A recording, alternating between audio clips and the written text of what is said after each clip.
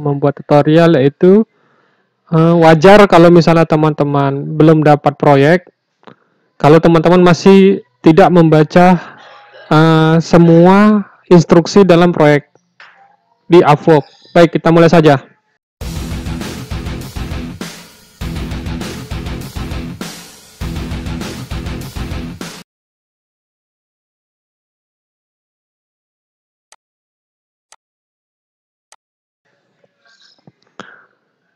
Nah, teman-teman, kalau sebelumnya teman-teman baru pertama kali berkunjung ke channel saya, jadi teman-teman bisa subscribe dulu dan aktifkan loncengnya. Jadi kalau misalnya teman menyukai Upwork, Microsoft dan Photoshop, itu teman-teman tidak akan ketinggalan lagi, teman-teman. Karena saya akan berusaha mengupdate-nya seminggu sekali. Di sini saya akan mengajarkan supaya teman-teman itu lebih teliti lagi dalam membaca proyek. Yaitu seperti saya bilang di awal, wajar saja teman-teman tidak di-hire kalau masih melakukan seperti ini. Nah, misalnya seperti ini, teman-teman. Nah, teman-teman misalnya kan udah ketemu tuh misalnya proyek yang pengen teman-teman kerjain tuh. Nah, jadi teman-teman browsing, nah ternyata ada proyek yang serak nih. Dia butuh 5 orang misalnya, dan ini bisa kerjanya hourly. Nah, teman-teman klik. Nah, ini saya sudah klik. Nah, langsung teman-teman baca sampai di sini saja, terus langsung buat proposalnya, teman-teman. Nah, kalau teman-teman belum baca seluruh deskripsi proyek dan melakukan hal tersebut, saya yakin teman-teman tidak bakal di-hire. Kenapa? Karena kalau teman-teman belum baca sampai habis, di sini saya akan tunjukkan sampai bawah. Dia melampirkan kode untuk kalau teman-teman itu membaca sampai akhir. Jadi di sini dibilang mulailah proposal kita itu dengan menuliskan kode ini CY93. Jadi kami tahu bahwa kamu membaca semua deskripsi. Nah, kalau misalnya teman-teman langsung loncat ke submit proposal, nggak bacanya sampai habis seperti tadi, misalnya seperti ini, misalnya, oke, ini $5 aja misalnya, terus teman-teman, hai, misalnya seperti itu kan, I'm expert, misalnya Photoshop, scene 2016 in Upwork. I have done similar job like this in the past. Check out my profile. Then I can start today. Rejar.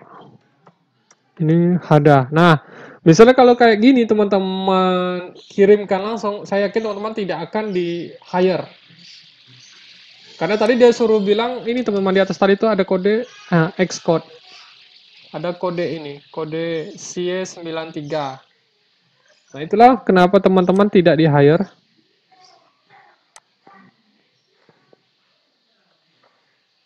Biar lebih pasti lagi. Nah, seperti ini.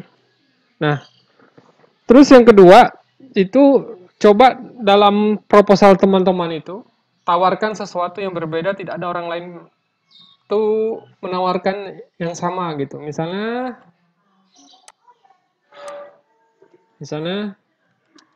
I will work,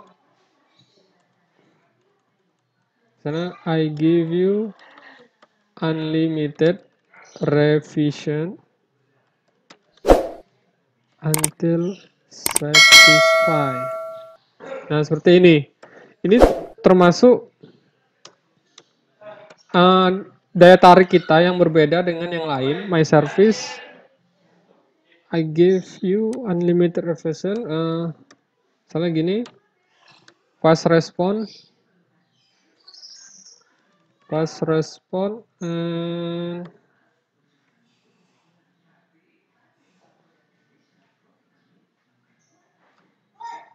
Apa lagi ya?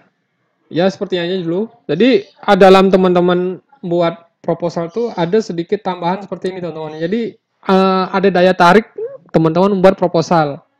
Kemudian yang ketiga, teman-teman juga kalau nanti masuk wawancara misalnya, itu teman-teman juga harus tahu bagaimana cara menguasai art of selling. Jadi sedikit banyak kalau teman-teman berkecimpung di dunia freelancer, itu teman-teman harus menguasai yaitu copywriting, teman-teman. Copywriting itu apa yang harus kita katakan ke klien, kemudian bagaimana yang pokoknya segala macam yang berhubungan dengan marketing lah kira-kira. Ya, misalnya kita daripada misalnya gini nih, teman-teman disuruh mengerjakan proyeknya tapi detailnya belum ada. Nah, lebih baik kalau misalnya teman-teman dalam posisi seperti itu, tanyakan balik lagi ke klien. Pengennya dia tuh kerjanya deadline-nya berapa lama untuk kerjaan ini ya. Jadi lebih detail teman-teman dapat ininya rinciannya. Jadi teman-teman tuh tidak salah mengerjakan proyek. Kalau teman-teman sudah mengerjakan ternyata salah mengartikan deskripsi proyek, nah itu nanti ya paling teman-teman akan revisi terus-menerus teman-teman. Nah seperti itulah kira-kira bayangannya kalau misalnya teman-teman mengapa tidak di-hire juga sampai sekarang. Dan perlu teman-teman ketahui, berkecimpung dunia freelancer itu berarti kita seperti berjualan teman-teman. Kalau teman-teman ketahui, ya kalau kita berjualan di pasar kan kadang ada laku, kadang tidak laku gitu teman. Sama lah kira-kira di freelancer. Itu kadang kan kita dapat proyek dan di lain hari mungkin kita tidak dapat proyek. Jadi itu wajar teman-teman. Ya karena namanya dunia freelancing itu kan kita hanya klien lah yang menentukan pilihan apakah dia mau meng-hire atau enggak. Mungkin dia melihat dari profil kita bagus, kemudian bayarannya cocok dengan budget beliau, kemudian juga dia juga senang dengan cara kita berkomunikasi, cara kita chatting, kemudian bagaimana cara kita merespon dan yang lain sebagainya teman-teman. Jadi ada banyak faktor teman-teman. Nah, jadi salah satu faktornya mengapa teman-teman juga belum dapat proyek ya mungkin karena ini teman-teman faktornya. Nah, itu saja tutorial kali ini. Jadi kalau teman-teman suka tutorial ini silakan like, kemudian kalau teman-teman masih bingung juga silakan berkomentar di kolom bawah.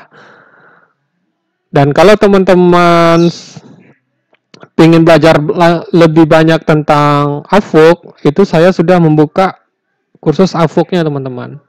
Jadi nanti teman-teman bisa hubungi saya kalau butuh misalnya mentor untuk belajar Upwork lebih serius.